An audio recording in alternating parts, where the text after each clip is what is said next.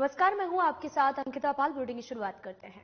सोलन में सीएम सुखविंदर सिंह सुक्खू ने करीब 186 करोड़ रुपए के विकास कार्यों का उद्घाटन और शिलान्यास किया है।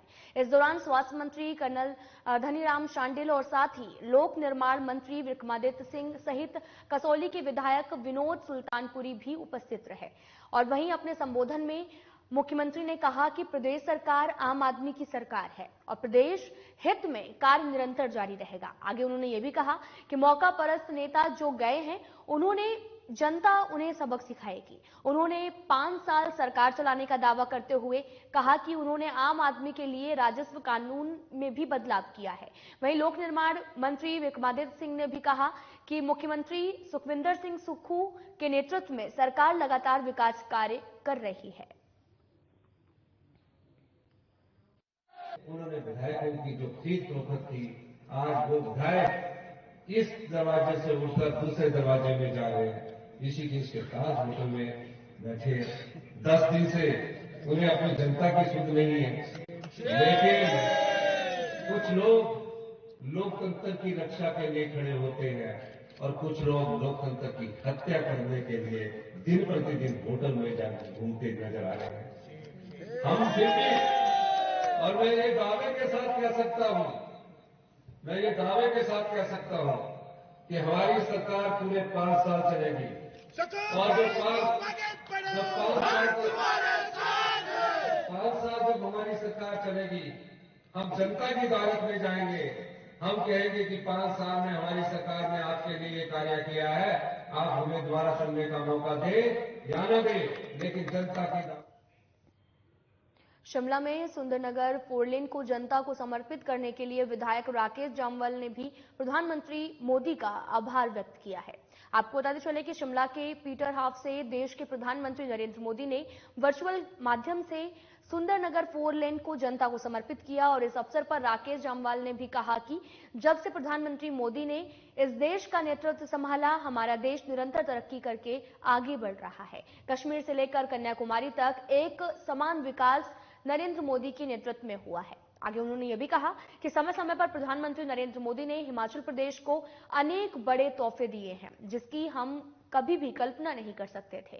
साथ ही यह भी कहा कि हमारा सौभाग्य है कि मेरे विधानसभा क्षेत्र में लगभग 20 किलोमीटर की सड़कें फोरलेन गुजरेंगी। सुंदरनगर में टनल से जहां पर इससे लोगों को भी जो है वो लाभ मिलेगा और वहीं हिमाचल प्रदेश नहीं, देश नहीं बल्कि विदेश से आने वाले सैलानियों को भी इसका लाभ होगा। नरेंद्र मोदी जी के नेतृत्व में हो रहा है, वही हिमाचल प्रदेश भी से अछूता नहीं।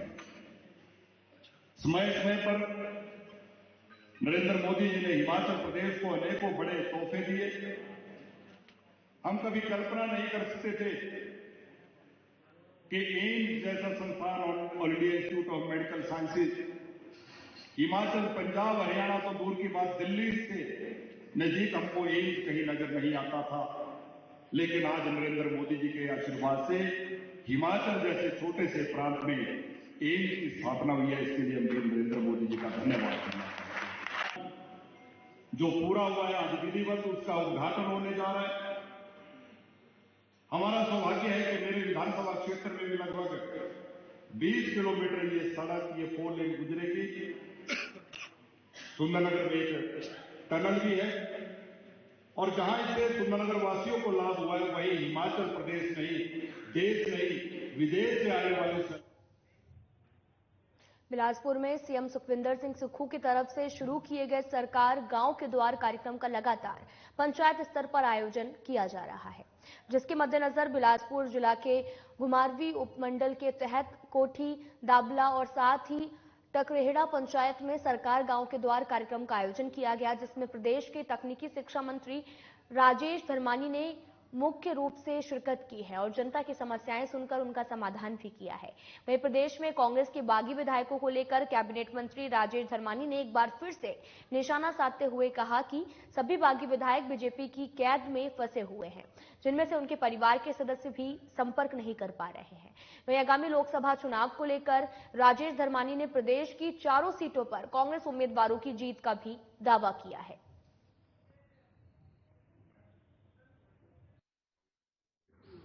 सिंबल पे जीते हैं और इनको कोई नैतिक अधिकार नहीं है दूसरी पार्टी के समर्थन में खड़े होने। आज भाजपा ने इनको अपनी कैद में रखा है, ना तो उनके परिवार वाले उनसे मिल पा रहे हैं और भाजपा जिस नैतिकता का दुहाई देती है, आज वो बताएं कि इनके लिए चार्टर्ड प्लेन, हेलीकॉप्टर, सीआरपीएफ का कवर और दूसरा होटल की व्यवस्था कहां से की जा रही है। ये सब भारतीय जनता पार्टी के हथकंडे हैं सत्ता हथियाने के, इसके अलावा कुछ नहीं, बल्कि सरकार स्थिर है, इसमें कुछ। नाहन में आगामी लोकसभा चुनाव को लेकर भारतीय जनता पार्टी ने संकल्प पत्र यात्रा का शुभारंभ किया है। बीजेपी प्रदेशाध्यक्ष आपको बता चले कि डॉक्टर राजीव बिंदल ने संकल्प पत्र यात्रा वाहन को नाहन में हरी झंडी दिखाकर रवाना किया। साथ ही आपको बताते चले कि जो गांव-गांव और घर-घर जाकर मोदी सरकार की गारंटियों और बीते 10 सालों में चलाई गई योजनाओं की जहां पर जानकारी देगा, वहीं आगामी दिनों के लिए लोगों से सुझाव लिए जाएंगे। वहीं मीडिया से रूबरू होते हुए राजीव बिंदल ने भी कहा कि देश भर में संकल्प पत्र यात्राएं शुरू हो रही हैं। मेरा देश कैसा बनना चाहिए, मोदी सरकार ने सुझाव मांगे हैं। संकल्प पत्र यात्रा के 8 वाहन रवाना हुए हैं, जो गांव-गांव, घर-घर जाकर सभी जनमानस के सुझाव एकत्रित करेंगे और वे मोदी सरकार को प्रेषित किए जाएंगे।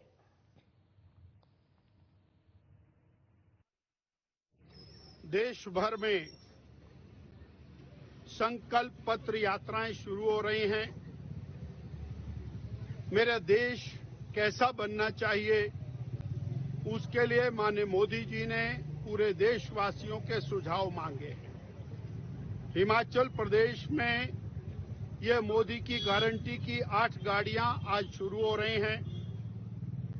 ये गांव-गांव जाएंगी, सभी जनमानस के सुझाव एकत्रित करेंगी और वो माननीय मोदी जी को प्रेषित किए जाएंगे। शहर के महत्वपूर्ण स्थानों के ऊपर और पेटिकाएं लगाई जा रही हैं। नमो ऐप के माध्यम से सुझाव दिए जा सकते हैं। हिमाचल प्रदेश में राज्यसभा चुनाव से शुरू हुई सियासी उठापटक में आपको बताते चले कि भले ही नरमाई नजर आ रही हो, लेकिन इसके बाद से लगातार प्रदेश में सियासी बयानबाजी का दौर भी लगातार जारी है। सोशल मीडिया पर मुख्यमंत्री से लेकर कांग्रेस के बागी विधायक एक दूसरे पर तंज के बाढ़ छोड़ते हुए नजर आ रहे हैं और अब इस पर बीजेपी ने अपनी प्रतिक्रिया देते हुए नेताओं के बीच में चल रही बयानबाजी को दुर्भाग्यपूर्ण और हिमाचल की संस्कृति के विरुद्ध बताया है। बीजेपी के प्रदेश प्रवक्ता बलबीर वर्मा ने भी कहा कि प्रदेश कांग्रेस के नेता बौखलाहट में आकर एक दूसरे पर अनाप शनाप बयानबाजी कर रहे हैं।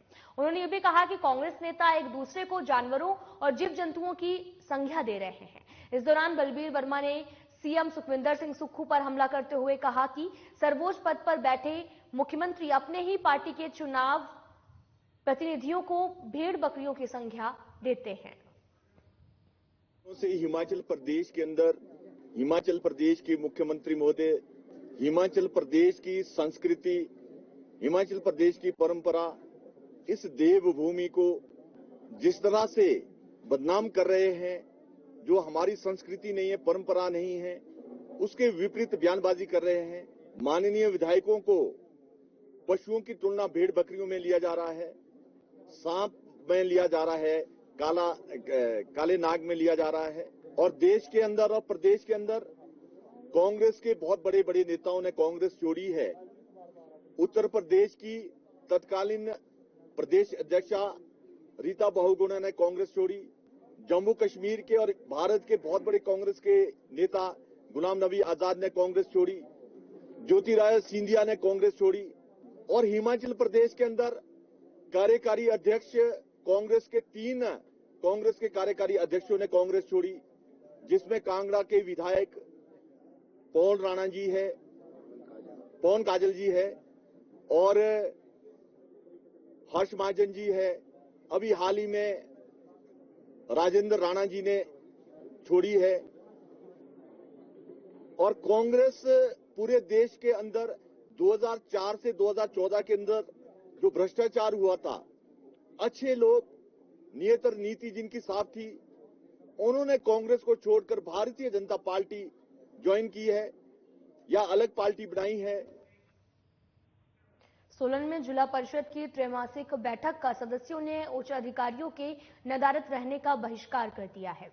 आपको बताते चले कि सदस्यों ने बैठक में जैसे ही मुद्दों पर चर्चा शुरू हुई वैसे ही उन्होंने कोई संतोषजनक उत्तर नहीं मिला और इसके बाद सदस्यों ने जानकारी ली तो कई विभागों के उच्चाधिकारियों के न आने के बारे में पता चला और ऐसा होने पर सभी सदस्य बैठक से उठकर और प्रशासन के खिलाफ नारेबाजी शुरू कर दी। करीब 15 मिनट तक बैठक हॉल के बाहर नारेबाजी हुई और वहीं अध्यक्ष रमेश ठाकुर ने यह भी कहा कि कई बार बैठक के अधिकारी नदारद रहते हैं और मजबूरी में इस बार बैठक का बहिष्कार करना पड़ा। आगामी बैठक को लेकर सदस्यों से बातचीत की जा रही है।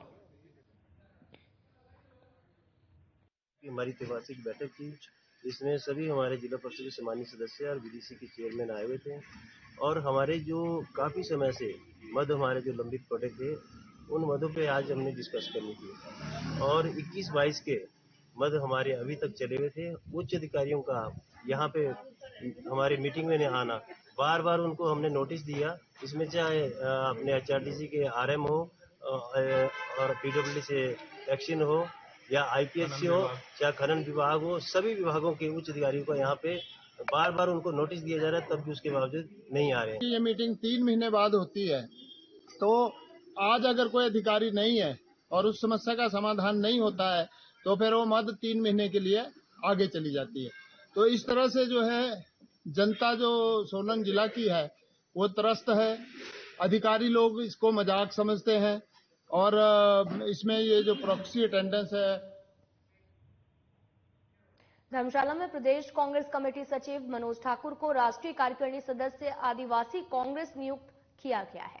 इसके चलते मनोज ठाकुर ने धर्मशाला में पत्रकार वार्ता करते हुए कहा कि अखिल भारतीय कांग्रेस ने ट्राइबल कांग्रेस में राष्ट्रीय कार्यकारिणी सदस्य बनाने पर मल्लिकार्जुन खड़गे और सोनिया गांधी, राहुल गांधी सहित सभी केंद्रीय नेतृत्व सहित सीएम सुखविंदर सिंह सुक्खू का आभार जताया। उन्होंने ये भी कहा कि जो भी जिम्मेदारी उन्हें सौंपी गई है उस पर पूरी तरह से खरा उतरने का प्रयास करेंगे। आगे उन्होंने ये भी कहा कि ट्राइबल आबादी पशुपालन के कार्य करती है और ऐसे में उनके कल्याण के लिए कार्य करने की जरूरत है और अभी प्रदेश सरकार की ओर से भी ट्राइबल क्षेत्र के लिए कई कल्याणकारी योजनाएं चलाई जा रही हैं।